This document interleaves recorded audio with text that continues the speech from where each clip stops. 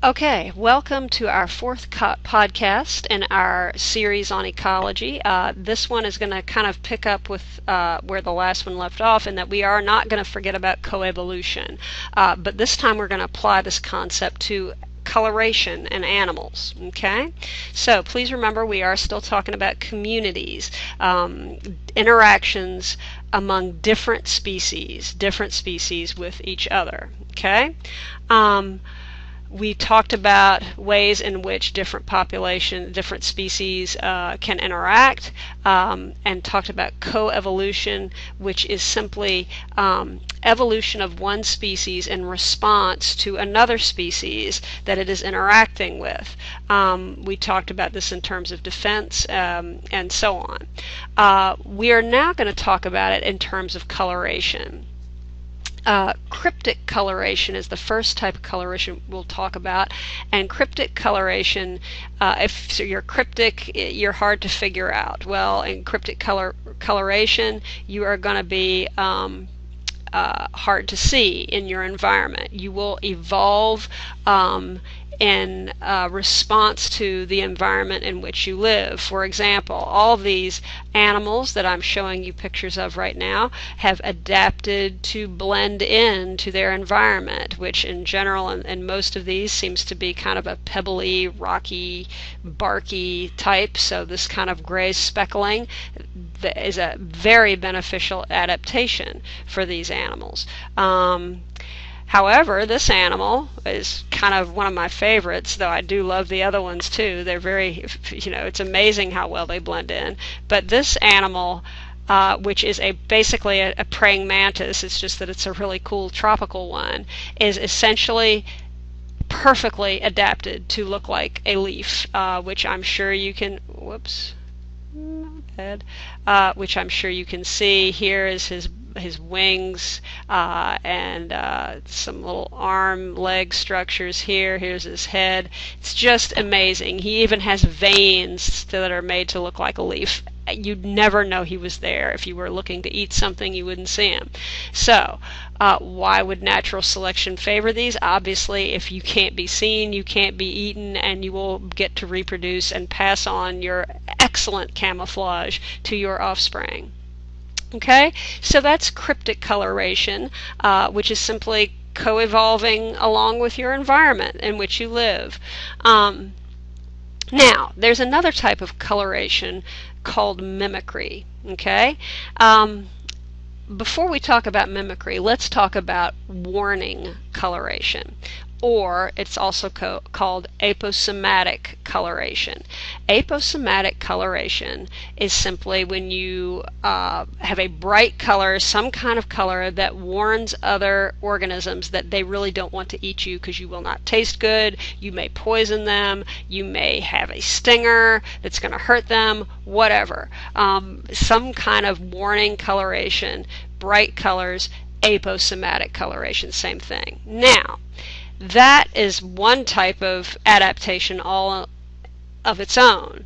But sometimes you have organisms that may not really be all that toxic or bad tasting or even dangerous, but they look like organisms that are, so they don't get eaten because predators think they're dangerous. Okay? So there are two types of mimicry, where animals kind of look like each other. One is called Batesian, okay, or Batesian if you prefer, and the other is called Mullerian mimicry. Both of these are named after scientists that figured them out, which is why their names have really no relationship to what they actually mean. Batesian mimicry is when basically a harmless critter, a harmless species, mimics something that is harmful. So here you have the larvae of a moth called a hawk moth. It's just a caterpillar. But look how much he looks like this extremely poisonous snake. So that is an example of Batesian mimicry, when something harmless mimics something harmful and it gets left alone. Why would natural selection favor this? Because this animal is going to get to survive and pass on this beautiful adaptation to its children who will also survive, and so on. Okay? Next is Mullerian mimicry. Now, in Mullerian mimicry, in this case, everybody's dangerous. It's just that to make the lesson easier to learn, all the dangerous ones look like each other. So if I'm a predator and I learn that yellow and black is bad because I get stung, I don't have to learn a new lesson for this guy. He's yellow and black too. Everything yellow and black, I just avoid it. Whereas if one guy had blue and black, I'd have to learn that that guy was bad too. I'd have to learn two lessons. This is just beneficial for all of the organisms that are mimicking each other, because they don't have to teach the organisms around them, this color combination's bad, this color combination's bad. We just know yellow and black is bad, and the predators stay away from them. Okay? So this Mullerian mimicry is when two or more protected species basically look like each other, which simplifies the lesson, which means that predators don't have to learn so much, which means more of these guys are going to get to live. Okay? So yellow jacket, something called a cuckoo bee, basically look very, very similar. Okay?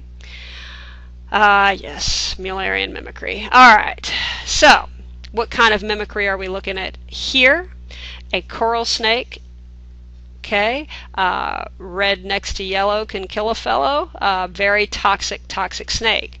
A king snake, on the other hand, red next to black, you're all right, Jack. King snake is not poisonous. So this guy is a Batesian mimic of the coral snake, and so things leave it alone because it looks very much like this coral snake, which is highly toxic. All right, now what you have here is a monarch butterfly and a viceroy butterfly. The monarch is highly nasty tasting to birds, and so this orange and black coloration, they learn to avoid that. It used to be thought that the viceroy was mimicking this guy and was actually very edible, but it turns out that nobody ever really tested it. Turns out it's not edible either, so this is actually a form of Mullerian mimicry. They both taste bad. No bird wants to eat either of them. Okay? So, yeah, that's a picture of a blue jay that ate one. Blech. All right. How about these? Which is the fly versus the bee? Okay, there's a fly, there's a bee. Which one over here? Which is the moth versus the bee? Moth, bee. Okay, but what we see here is, if you look, this is just a fly, harmless. This is just a moth, harmless. But these guys are mimicking these stinging bee insects, which actually means in this case, these two bees are Mullerian mimics of each other. They're both dangerous. But this fly is a Batesian mimic of the bee, and so is this moth a Batesian mimic. The moth is harmless. It's mimicking the bee that is harmful. Okay? As we come to find out, aposematic species generally do come to resemble each other.